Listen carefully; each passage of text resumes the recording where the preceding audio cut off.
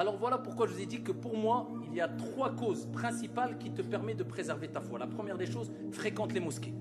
Au moins, alors je sais qu'il y a des gens qui travaillent, il y a des gens qui ne peuvent pas, il y a des gens qui habitent loin des mosquées, il y a des gens... Mais essaye au mieux de venir au moins une fois par jour à la mosquée. Et je peux vous dire que ça va sûrement changer votre vie si vous n'aviez pas l'habitude de venir une fois au moins par jour à la mosquée. Au moins une fois par jour. Tu travailles, salat al-isha, elle est tard, ou bien salat al-subh avant d'aller au travail, mais au moins une fois. Pourquoi? Parce que tu viens dans la maison de Dieu. Tu vas te ressourcer dans la maison de Dieu. Il y a des anges, al-malaïka, qui invoquent pour toi. C'est une recharge que tu fais. C'est une bonne piqûre de rappel. Et le prophète, alayhi salam, dans un hadith rapporté par At-Tirmidhi, certains savants l'ont jugé faible, d'autres l'ont jugé Hassan. Il dit إذا رأيتم الرجل يتعاهد المسجد فاشهدوا له بالإيمان. Si vous voyez une personne qui fréquente les mosquées, qui a l'habitude de venir à la mosquée, attestez qu'il a la foi.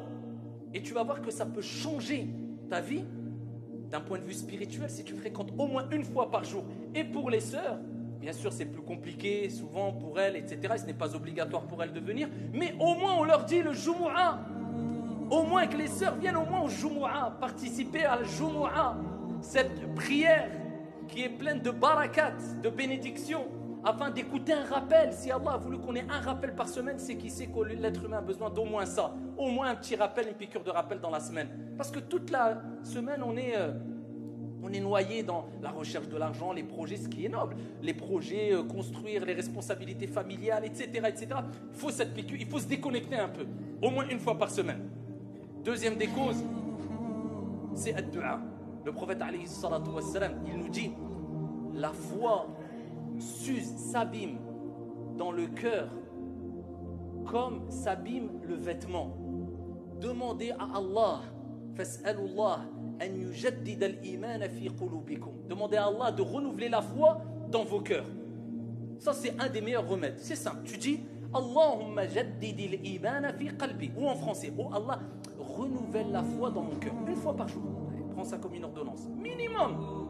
Une fois par jour, tu demandes à Dieu de renouveler la foi dans ton cœur. C'est le prophète alayhi salam qui l'a dit. Allahumma jaddidi al-iman fi qalbi. Et cela, on l'avait déjà cité dans des précédents sermons. Et la troisième des choses, qui est simple aussi, c'est dhikrul maut, le rappel de la mort. Parce que dunya qasiratun mahma talat. Même si tu vis 100 ans, 120 ans, wallahi, la vie, elle reste courte. Même si tu vis 140 ans, ça reste court. Si tu enlèves ta période de jeunesse, si tu enlèves le nombre d'heures que tu dors, si tu enlèves le nombre d'heures dans ta vie que tu as utilisé pour manger, si tu enlèves le nombre d'heures que tu as utilisé dans des loisirs, qu'est-ce qui t'a resté? Qu'est-ce qu'il te reste concrètement de ta vie? Donc la vie est très courte, surtout qu'aujourd'hui le temps passe très vite. Donc souviens-toi souvent et répète ce rappel qui est al-maut, la mort. Ça ne t'empêche pas de vivre, d'être heureux, d'être épanoui, d'être ouvert, mais toujours cela devant toi. Dans tous les cas, je dois mourir, donc je dois me préparer sereinement et sagement à rencontrer mon Seigneur Tabaraka wa Ta'ala dans l'au-delà. Alors si tu respectes ces 3 choses, une relation avec la mosquée, ad-du'a et te rappeler de la mort, je peux t'assurer que bi'idhnillah azza wa jal, tu vas préserver ta foi.